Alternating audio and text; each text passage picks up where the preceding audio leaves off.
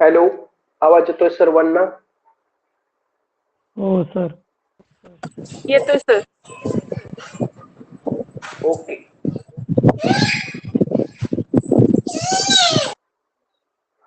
हा, म्यूट करा.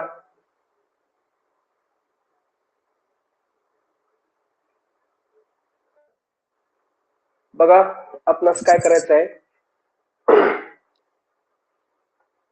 हा, म्यूट करा गायकवाड मॅडम. हा, तर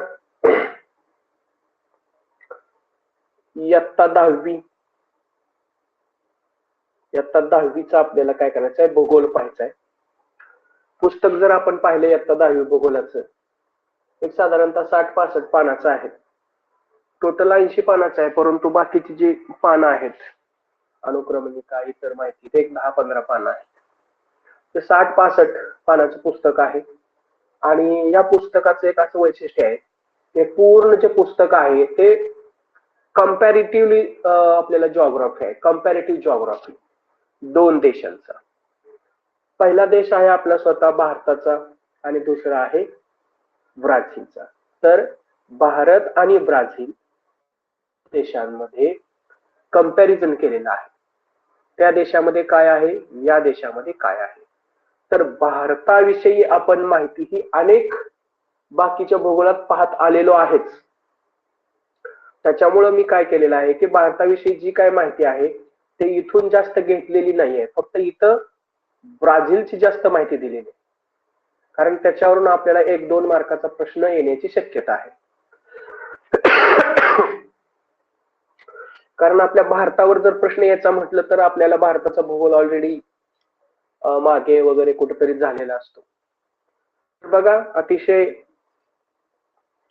10वीचा भूगोल हा अतिशय छोटं पुस्तक आहे. तुम्ही जर पाहिलं तर तुमच्या लक्षात येईल. तर आपल्याला ब्राझील विषयी थोडक्यात माहिती असणं हे फार गरजेचं आहे. कारण ब्राझीलच्या ह्याच्यावरती, या टॉपिक वरती एक 2 मार्काचे बेसिक क्वेश्चन येतील ब्राझील वरती, बरं का. ब्राझील, तर ब्राझील विषयी माहिती लक्षात ठेवा. 1 नंबर आहे, राजधानीचे शहर ब्राझीलचं कोणतं आहे. आपला स्वातंत्र्य दिन 15 ऑगस्ट रोजी असतो, तर ब्राझीलचा स्वातंत्र्य दिन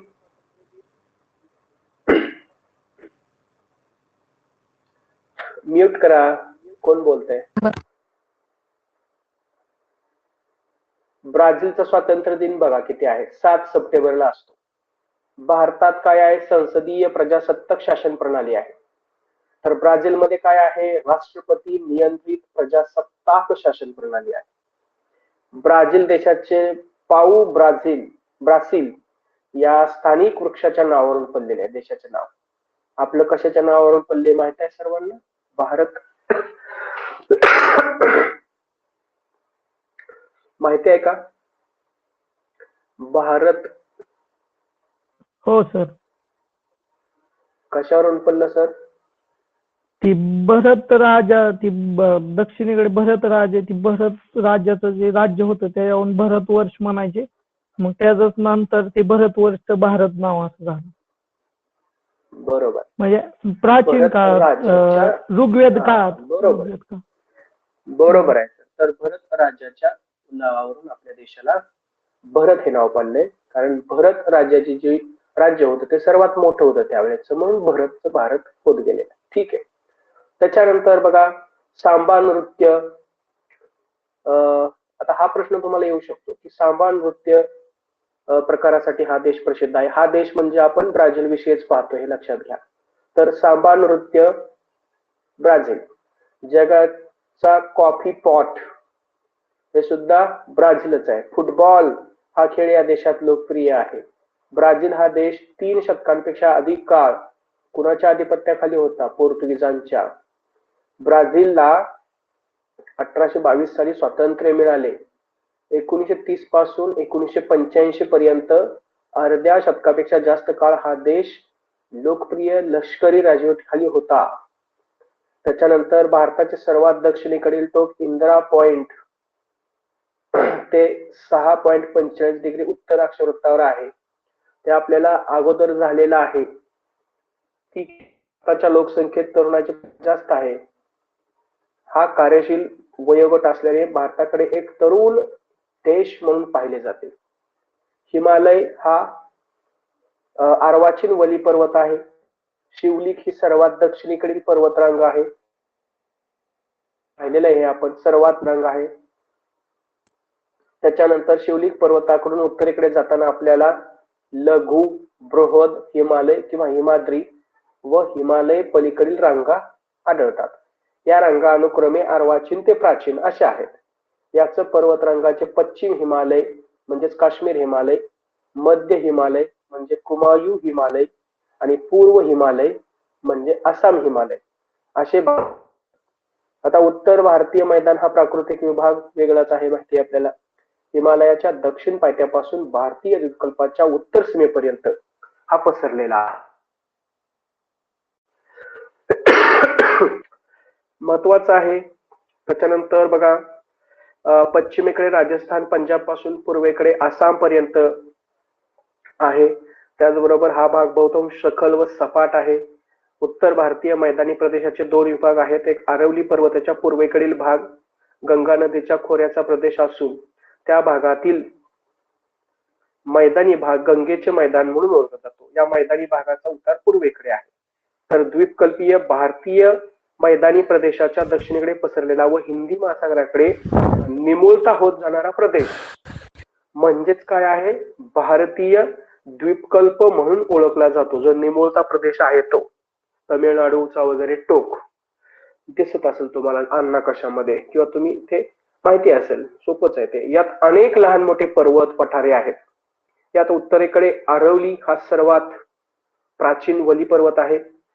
या भागात सपाट मैदाने सीमांकित करणारी पठारांची शृंखला आहे.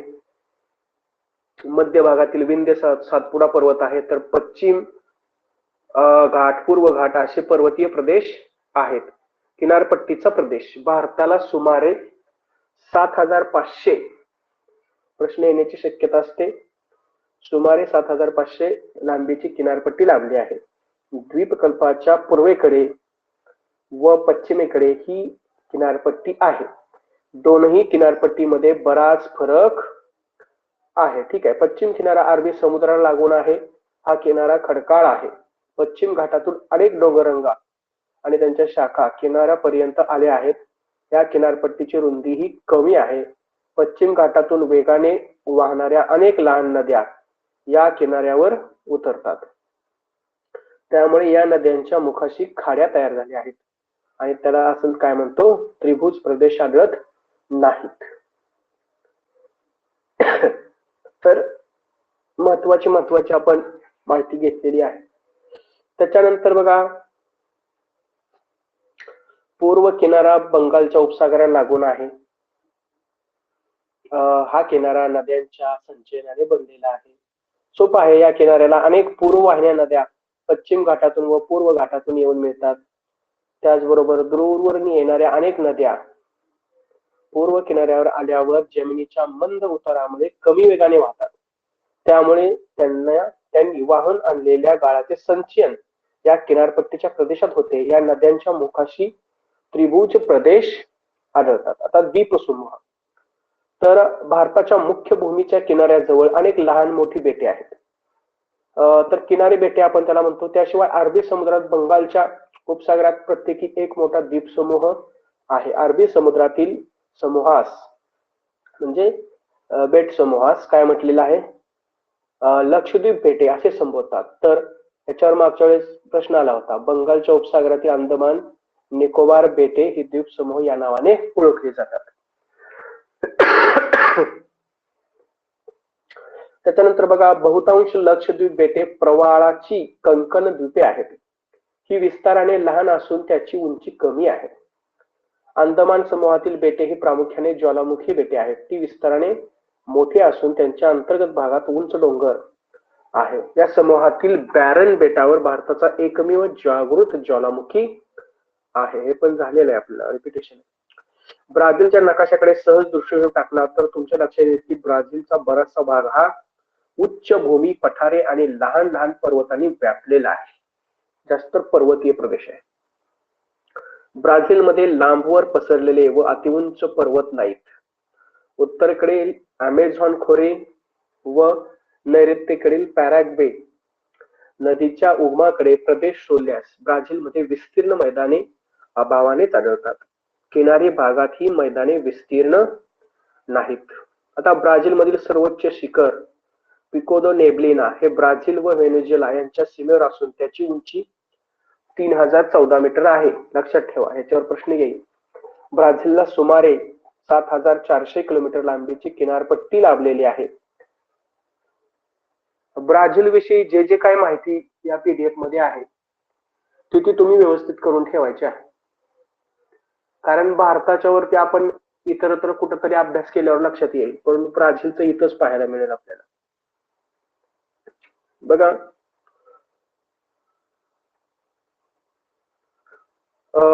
7400 किलोमीटरची किनारपट्टी आहे. त्याचबरोबर अमेझॉनच्या खोऱ्यातील वने उष्णकटिबंधीय वर्षावने आहेत. पॅटानल हा जगातील उष्णकटिबंधीय पाणथळ भूमीपैकी एक प्रदेश आहे. हा प्रदेश ब्राझील उच्चभूमीच्या नैऋत्य भागात पसरलेला आहे. पॅटानल हा एक दलदलीचा प्रदेश असून तो ब्राझीलमधील माटो ग्रासो दो सुल राज्यात आहे. त्याच्यानंतर बघा, पॅटानलचा विस्तार ब्राझील प्रमाणे अर्जेंटिना देशातही दिसून येतो. महत्वाचं आहे. त्याचबरोबर प्राइडो कॅसिनो किंवा कॅसिनो बीच ब्राझील मधील अति दक्षिणेकडील असलेली पुळण होय. ही जगातील सर्वात लांब पुळण मानली जाते. हा सलग वालुकामय किनारा असून त्याची लांबी 200 किलोमीटर पेक्षा जास्त आहे. अमेझॉन नदीचा उगम पेरू देशातील अँडीज पर्वताच्या पूर्व उतारावर होतो. हा पण प्रश्न येण्याची शक्यता आहे. कोणता? की अमेझॉन नदीचा उगम कुठे होतो? कारण आता आपण ब्राझील विषयी शिकतच आहे, तर ब्राझील मधून वाहणारी नदी अमेझॉन आहे, तर त्याविषयी प्रश्न विचारला जाण्याची शक्यता असते. अमेझॉन मधील पाण्याचा विसर्गाचे प्रमाण प्रचंड आहे. ते सुमारे 2 लाख घनमीटर प्रति सेकंद एवढे आहे. पॅराग्वे पॅराना जलप्रणाली या 2 नद्या ब्राझीलच्या नैऋत्य भागात आढळतात. त्याचबरोबर साओ फ्रान्सिस्को ही ब्राझील मधील तिसरी महत्वाची नदी. या नदीचे संपूर्ण पाणलोट क्षेत्र ब्राझीलच्या हद्दीत येते. केरळमधील नद्यांच्या मुखपाशी लांब अंतरापर्यंत पच्चीजल साचलेले आहे. आपल्या भारतातलं हे सांगितलेलं आहे, कारण हे कंपॅरेटिव्ह आहे पूर्ण.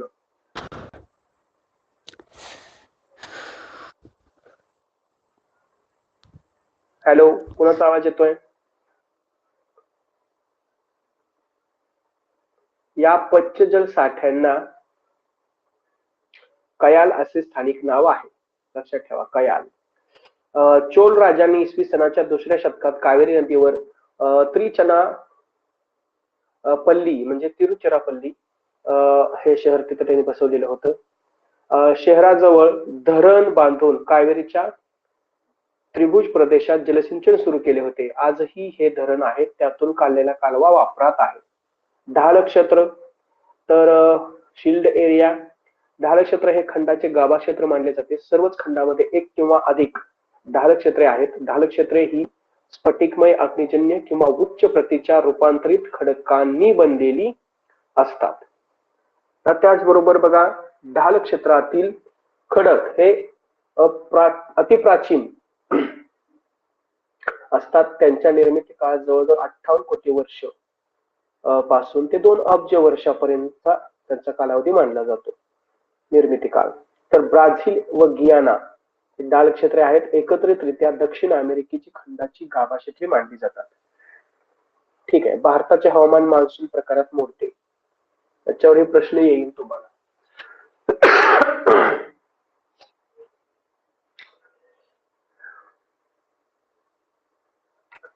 बघा, कर्कवृत्त हे भारताच्या साधारणपणे मध्यातून जात असल्याने भारताला उष्णकटिबंधीय प्रदेशात गणले जाते.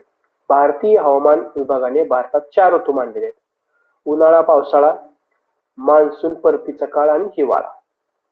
राजस्थानातील गंगानगर येथे जून महिन्यात 50 डिग्री सेल्सिअस इतके तापमान वाढते. तर कारगिल शहरात हिवाळ्यात तापमान -48 डिग्री सेल्सिअस इतके उतरते. खासी जिल्ह्यात राम 11,872 मिलीमीटर व चेरापुंजी 11,777 मिलीमीटर ही दोन ठिकाणे भारतातीलच नव्हे तर जगातील सर्वाधिक पर्जन्यवृष्टीची ठिकाणे आहेत. लक्षात ठेवा, मौसिन राम लक्षात ठेवायचं. चेरापुंजीपेक्षा थोडस जास्तच आहे तिथं पर्जन्य. त्याच्यावर प्रश्न येणे आहे. जैसलमेर हा भारतातील सर्वाधिक कोरडा भाग, तर ते वार्षिक सरासरी पर्जन्यमान 120 मिलीमीटरपेक्षा कमी आहे.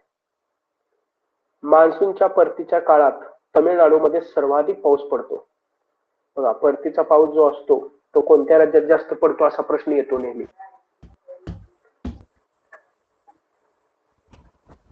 तर आपण लक्षात ठेवायचं आहे की मान्सूनच्या परतीच्या काळात तामिळनाडू या राज्यात सर्वाधिक पाऊस पडतो. चेरापुंजी आणि मौसिन राम येथे 11,000 मिलीमीटर पेक्षा जास्त पाऊस पडतो, परंतु अगदी जवळच असलेल्या शिलाँग येथे 1,000 मिलीमीटर पाऊस पडतो.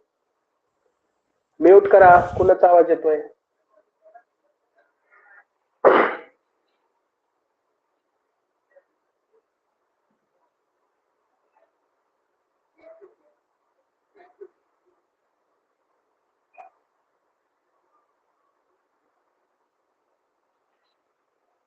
ठीक आहे. तर ब्राझील हा उष्णकटिबंधीय देश आहे. या भागात हिमवृष्टी होत नाही, परंतु काही आकस्मिक परिस्थितीत दक्षिण ध्रुवीय वारे ब्राझीलच्या दक्षिण भागात पोहोचतात. अशा वेळी या प्रदेशात हिमवृष्टी होते. तर 1879, 1957, 1985 या वर्षी हिमवृष्टी झाल्याच्या नोंदी आहेत. आता बघा, ब्राझीलमध्ये जगातील सर्वाधिक वनस्पतीच्या जाती आहेत. यामध्ये सदाहरित, निमसदाहरित, शुष्क इत्यादी वनस्पतीचा समावेश होतो. येथे पाऊ ब्राझील, तर त्यांचं त्याच्यावरच त्या देशाचे नाव पडलेलं आहे. रबर, मोहनी, रोजवूड इत्यादी वृक्ष व आमर म्हणजे ऑर्किड वनस्पतीच्या अनेक प्रजाती आढळतात. ब्राझीलमधील सदाहरित वर्षावनांमुळे वातावरणात मोठ्या प्रमाणात प्राणवायू उपलब्ध होतो. कार्बन डायऑक्साईडचे प्रमाण कमी होण्यास त्यामुळे मदत होते. म्हणूनच या वर्षावनांना जगाची फुफ्फुसे असे म्हणतात. हा प्रश्न तुम्हाला परीक्षेला येण्याची शक्यता आहे. काय? जगाची फुफ्फुसे, वर्षावने. भारतात 1,000 ते 2,000 मिलीमीटर पर्यंत पर्जन्याच्या प्रदेशात पानझडीची वने आढळतात. कोरड्या ऋतूत बाष्पीभवन होण्याने पाणी कमी होऊ नये म्हणून वनस्पतीची पाने गळतात. साग, बांबू, वड, पिंपळ इत्यादी वनस्पतीपासून या वनात आढळतात. तर भारतात 2,000 मिलीमीटर पेक्षा जास्त पर्जन्य भरपूर सूर्यप्रकाश असलेल्या भागात सदाहरित वने आढळतात. या वनातील वृक्षांची पाने रुंद व हिरवीगार असतात. या झाडांचे लाकूड कठीण, जड, टिकाऊ असते. उदाहरणार्थ मोहगणी, सिसव, रबर इत्यादी. या वनात अनेक प्रकारच्या वेली आहेत. या वनात सर्वाधिक जैवविविधता आढळते. त्याच्यानंतर आहे भारतात ज्या भागात दीर्घकाळ उन्हाळा व 500 मिलीमीटर पेक्षा जास्त पर्जन्य होते अशा प्रदेशात काटेरी झुडपे वने आढळतात. वनस्पतीची पाने आकाराने लहान असतात. उदाहरणार्थ खैर, बाभूळ, खेजडी, कोरफड, गायपात इत्यादी. त्याच्यानंतर निवडुंगाचे प्रकार तिथे आढळतात. किनाऱ्यालगत दलदलीच्या प्रदेशात खाड्या व खाजणांचा भाग असतो. तेथे क्षारयुक्त मृदा व दमट हवामान असते. अशा ठिकाणी समुद्रकाठची वने आढळतात. त्यांना सुंदरीची वने, महत्वाचं आहे. समुद्रकाठची वने म्हणजे कसली वने? सुंदरीची वने किंवा खारफुटीची वने म्हणतात. या वनस्पतीचे लाकूड तेलकट, हलके व टिकाऊ स्वरूपाचे असते. भारतीय हिमालयात उंचीनुसार वनांचे 3 प्रकार पडतात. अति उंच प्रदेशात हंगामी फुलझाडे असणारी वने, मध्यम उंचावरील प्रदेशात पाईन, देवदार, फर, सूचीपर्णी वने, तर पायथ्यालगतच्या मिश्र वने आढळतात. यामध्ये सूचीपर्णी तसेच पानझडी वृक्ष असतात. या वनात साल वृक्षाचे प्रमाण जास्त असते. जगातील इतर कोणत्याही देशापेक्षा ब्राझीलमध्ये वन्य जीवनाची विविधता अधिक आढळते. पॅन्टॅनल या दलदलीच्या प्रदेशात महाकाय काय आढळतो? ॲनाकोंडा. तर हा प्रश्न लक्षात ठेवायचा. अशी वेगळी माहिती आली तर ती विशेष करून लक्षात ठेवायची. महाकाय ॲनाकोंडा लक्षात ठेवा.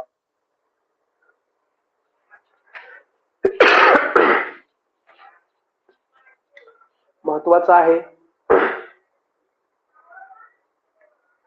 पीडीएफ सर्वांना दिसते का? हो सर. ठीक आहे ठीक आहे. एक 5 मिनिटं मी पाणी पितो. 5 मिनिटं म्हणजे 2च मिनिटं पितो जरा.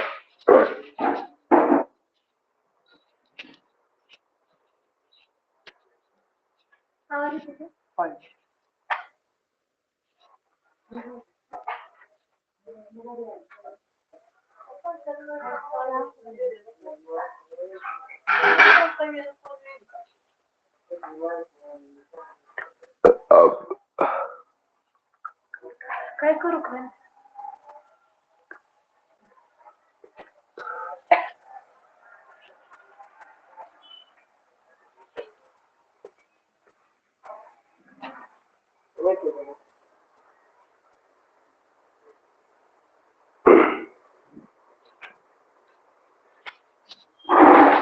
ठीक आहे. तर बघा आपल्याला काय करायचं आहे. ब्राझील आणि भारताचा कंपॅरेटिव्ह भूगोल जाणून घ्यायचा आहे. भारतीय भूगोलावरती प्रश्न तर तुम्हाला विचारला जाणारच आहे, पण त्याचबरोबर ब्राझील विषयी प्रश्न 100% विचारला जाणार आहे. तर जनरली एक गोष्ट लक्षात ठेवा. ब्राझीलमध्ये त्यांचा नद्या, पर्वत, त्याचबरोबर त्यांची राजधानी, त्यांची संसदीय पद्धती, या गोष्टी लक्षात ठेवा. याच्यावरून एक प्रश्न येणार आणि एक दुसरा प्रश्न येईल. तो याच्यात आता कुठं आहे ते मला काय सांगता येणार नाही, परंतु ब्राझील वरून 2 क्वेश्चन येण्याची शक्यता आहे. तर एक अतिशय सोपा येईल, तसा फुटबॉलचा येईल किंवा त्या ब्राझिलियाचा येईल.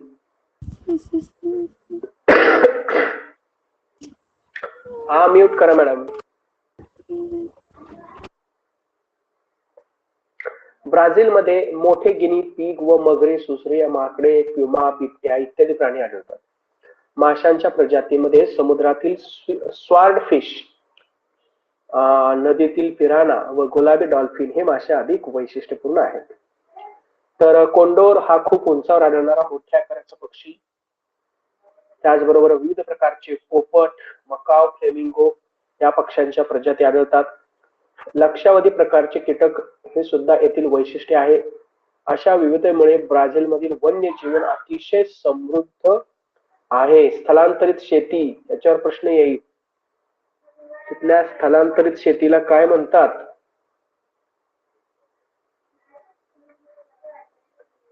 काय म्हणतात एक जण सांगा मला. रोका. हा. तर सुमारे 5831 चौरस किलोमीटर भूभागाचे निर्वकरण झालेले आहे सन 2016च्या सर्वेक्षणानुसार. आणि वाघ हा भारताचा राष्ट्रीय प्राणी आहे. भारताची लोकसंख्या 11 जनगणनेनुसार 121 कोटी होती, आता 135 कोटी झाली. लोकसंख्येच्या बाबतीत भारत हा जगातील 2 नंबरचा देश आहे.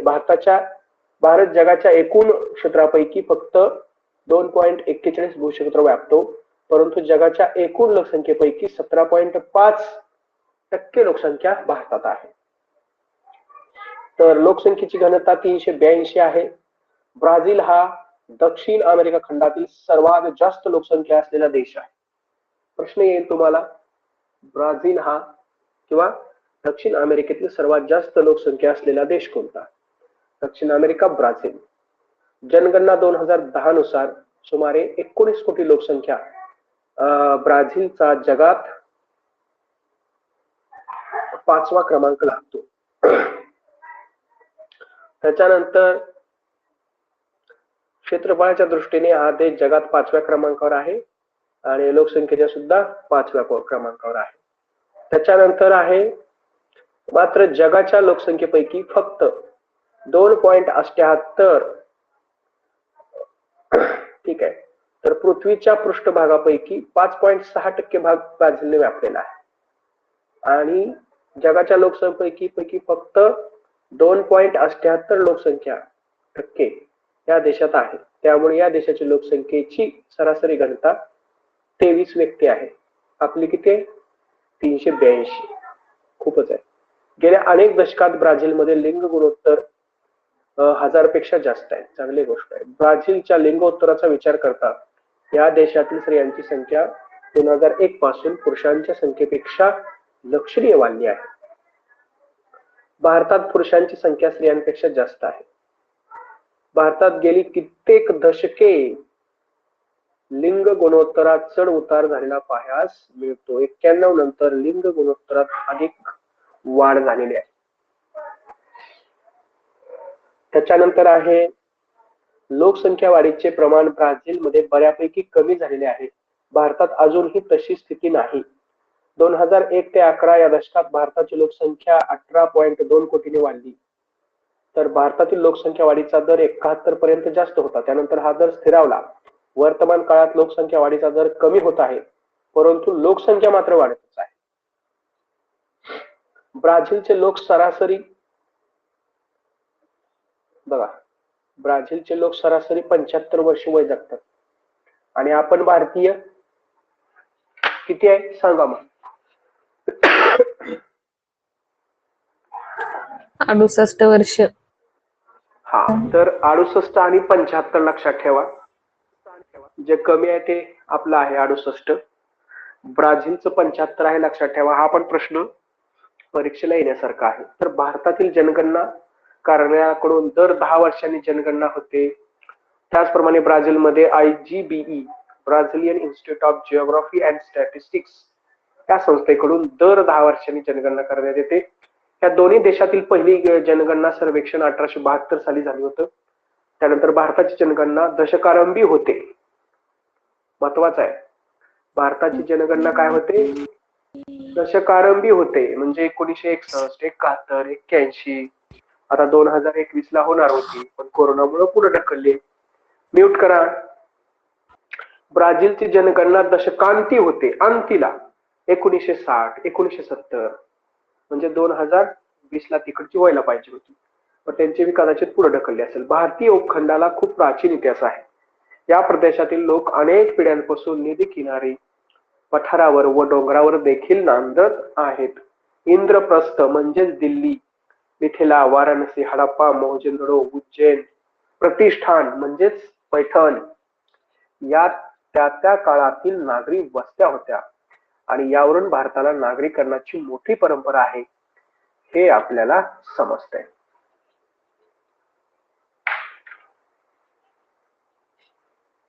सोपं आहे. फक्त ब्राझीलच्या ज्या काही नवीन गोष्टी आहेत किंवा ब्राझीलची वैशिष्ट्ये जी आहेत ते आपण लक्षात ठेवायचे आहेत. जसं इथं आयुर्मानाचं आलं होतं, 75 लक्षात ठेवायचं, परीक्षेला येईल. त्याचबरोबर आपलं पण ठेवायचं, दोन्ही कंपॅरिझन मध्ये येईल. तुम्हाला असं येऊ शकतं,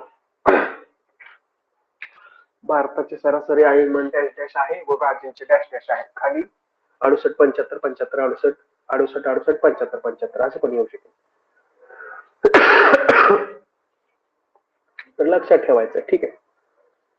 त्याच्यानंतर आहे भारतातील नागरीकरणाची परिस्थिती पाहता उत्तरेच्या तुलनेत दक्षिणेकडे नागरीकरण जास्त झालेले आढळते. उत्तरेच्या बाबतीत दक्षिणेकडे नागरीकरण जास्त झालेले आढळते. बेंगलोर, हैदराबाद, बिजापूर वगैरे या साईडला. गोवा हे सर्वाधिक नागरीकरण झालेले राज्य आहे. प्रश्न येण्याची शक्यता आहे. सुमारे 62% लोकसंख्या शहरी भागात राहते. दिल्ली केंद्रशासित प्रदेशाचे नागरीकरण 80%च्या वर झालेले आहे. तमिळनाडू, महाराष्ट्र, गुजरात आणि केरळ या राज्यांना नागरीकरण अधिक झाले आहे. हिमाचल, जम्मू काश्मीर, उत्तराखंड, बिहार, राजस्थान या राज्यात नागरिक झालेले आहे. ब्राझील टक्के लोकसंख्या शहरी भागात राहते. ब्राझील मधील प्रामुख्याने दक्षिण आणि आग्नेय भागात साओ या महानगरात आणि औद्योगिक प्रदेशात नागरीकरणाची सर्वाधिक वाढ झालेली आहे. साओ पावलो. त्याचबरोबर वस्त्यांचे होणारे केंद्रीकरण लक्षात घेऊन ब्राझील सरकारने पश्चिमेकडे चला या धोरणाला प्रोत्साहन प्रमाणेच ब्राझीलची अर्थव्यवस्था सुद्धा मिश्र स्वरूपाचीच आहे. दोन्ही देशांची अर्थव्यवस्था विकसनशील आहे. त्यांचे राष्ट्रीय दरडोई उत्पन्न अमेरिकेच्या म्हणजे संयुक्त संस्थानाच्या तुलनेत अतिशय कमी आहे. महत्वाचे म्हणजे भारताचे राष्ट्रीय उत्पन्न ब्राझीलच्या तुलनेत जास्त असले तरी भारताचे दरडोई उत्पन्न मात्र ब्राझीलच्या तुलनेत कमी आहे, कारण लोकसंख्या जास्त आहे. अमेरिकेची संयुक्त संस्थाने हा विकसित देश आहे. या देशातील लोकसंख्या जास्त असली तरीही भारतापेक्षा कमी आहे, तसेच ती साक्षर आहे. या देशाकडे अनेक स्वामित्व हक्क म्हणजे पेटंट्स, आधुनिक तंत्रज्ञान व यांत्रिक बळाचे सामर्थ्य आहे. त्यामुळे राष्ट्रीय दरडोई उत्पन्नाच्या बाबतीत हा देश ब्राझील व भारतापेक्षा खूपच पुढे आहे. त्याच्यानंतर आहे भारत आणि ब्राझील हे देश विकसनशील आहेत.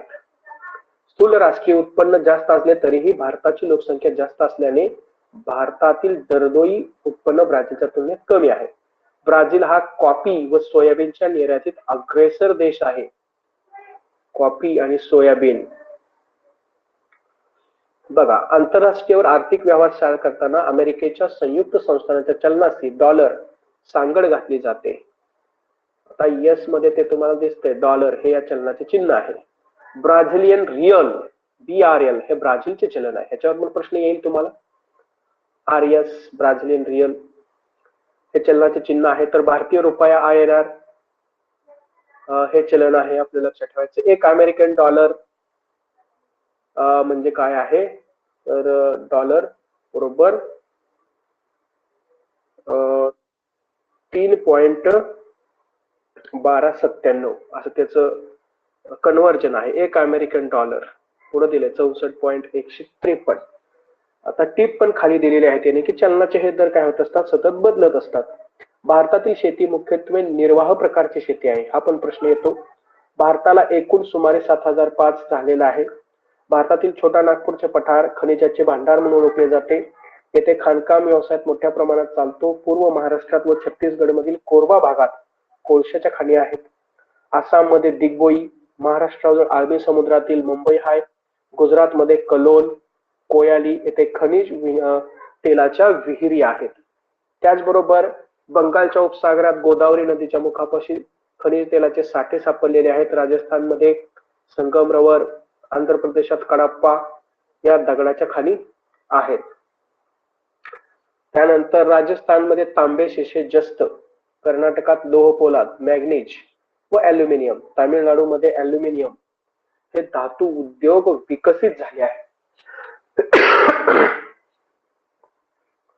आता बघा, ब्राझील मधून प्रामुख्याने लोह खनिज, कॉफी, कोको, कापूस, साखर, संत्री, केळी इत्यादीची निर्यात केली जाते. ब्राझील यंत्रसामग्री, रासायनिक उत्पादने, खते, गहू, वाहने, खनिज तेल, वंगण इत्यादींची आयात करतो. ठीक आहे. तर भारतात प्रामुख्याने बघा मसाल्याचे पदार्थ, कॉफी, चहा, कमावलेले कातडे, कातडी वस्तू, लोह खनिज, कापूस, रेशीम कापड, आंबे इत्यादीची निर्यात करतो. तर खनिज तेल, यंत्रसामग्री, मोती, मौल्यवान खडे, सोने, चांदी, कागद, औषध इत्यादींची आयात करतो. गेल्या 150 वर्षापासून ब्राझीलचे कॉफी उत्पादनात अग्रगण्य स्थान कायम आहे. कॉफी म्हटलं की ब्राझील, म्हणूनच या प्रदेशाला जगाचं कॉफी पॉट म्हणतात. कॉफी पॉट, याच्यावर प्रश्न येईल. कॉफी पॉट कोणता आहे? कॉफी पॉट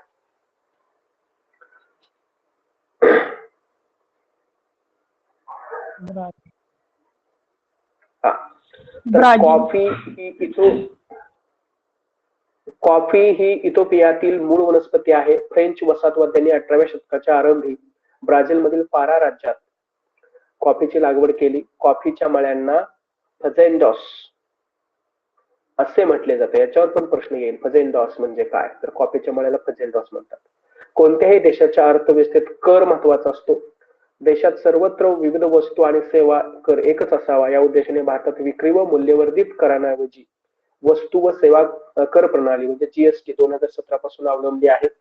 तर ब्राझीलने ही कर प्रणाली 1984 पासूनच घेतलेली आहे. भारताप्रमाणे ब्राझीलमध्ये वस्तू व सेवा कर प्रणाली म्हणजे जीएसटी बहुस्तरीय आहे. म्हणजे सीजीएसटी आणि दुसरा कुठला एसजीएसटी, दोन प्रकारचे. ब्राझिलिया हे राजधानीचे नवीन शहर आहे. मॅनॉस येथील फुटबॉल स्टेडियम प्रसिद्ध आहे. मॅनॉस अमेझॉन नदीतून व्यापारी तत्वावर जलवाहतूक केली जाते. या नदीच्या मुखापासून ते पेरू देशातील इक्विटॉस या ठिकाणापर्यंत ही वाहतूक होते. जगातील अंतर्गत वाहतुकीचा सर्वात लांब पल्ला सुमारे 37 किलोमीटर या मार्गाने गाठता येतो. महत्वाचं आहे. आंतरराष्ट्रीय व्यापारापैकी सुमारे 95% व्यापार सागरी मार्गाने होतो. हे पण महत्वाचं आहे. भारताचा रेखावृत्तीय विस्तार जास्त आहे. भारतातील अतिपूर्व व अतिपश्चिम टोकावरील रेखावृत्तामधील वेळेचा फरक 120 मिनिटाचा आहे, म्हणजे 2 तासाचा. गुजरात आणि अरुणाचल प्रदेश इथला जो वेळेचा फरक आहे तो 2 तासाचा आहे.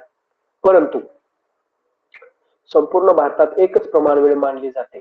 भारतीय प्रमाणवेळेसाठी IST इंडियन स्टँडर्ड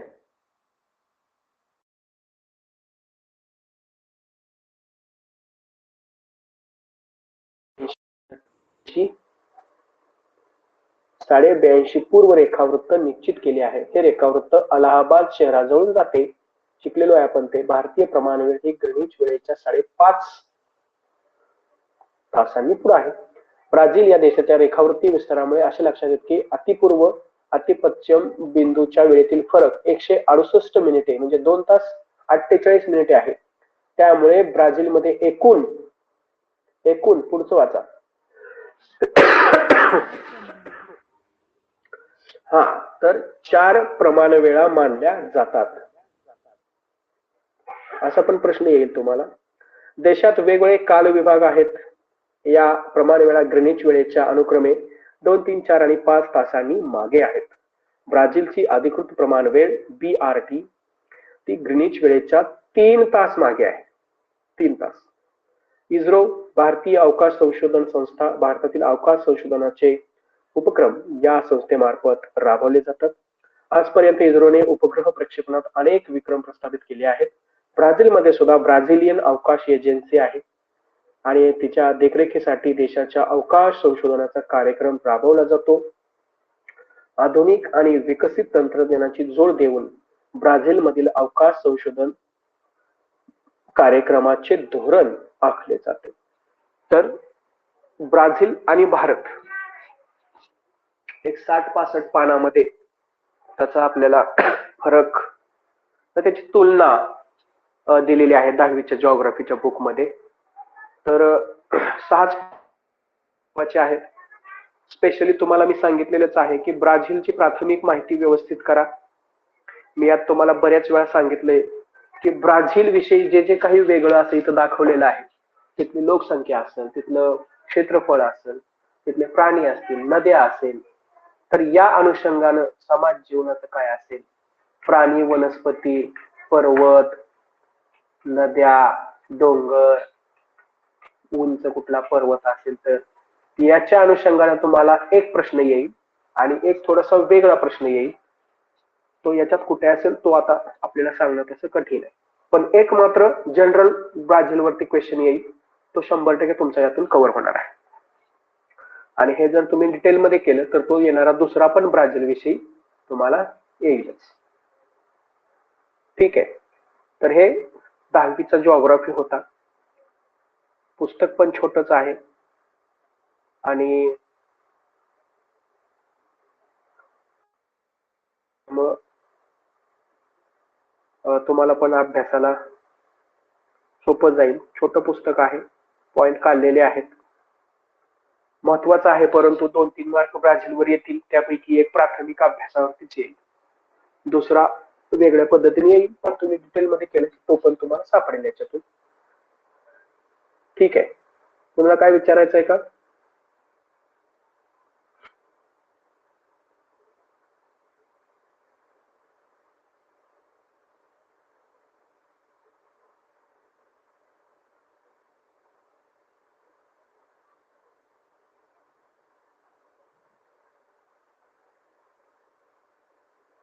तर उद्या आणि परवा आपल्या तासाला सुट्टीच असेल. सण आहे महत्वाचा, तर 2 दिवस सुट्टी घेऊया. नंतर आपण रेग्युलर पुन्हा सुरुवात करूया. ठीक आहे. एक्झिट करू का? हो सर. हो सर. ठीक आहे. धन्यवाद. अभ्यास करा. मी PDF पाठवतो लगेच.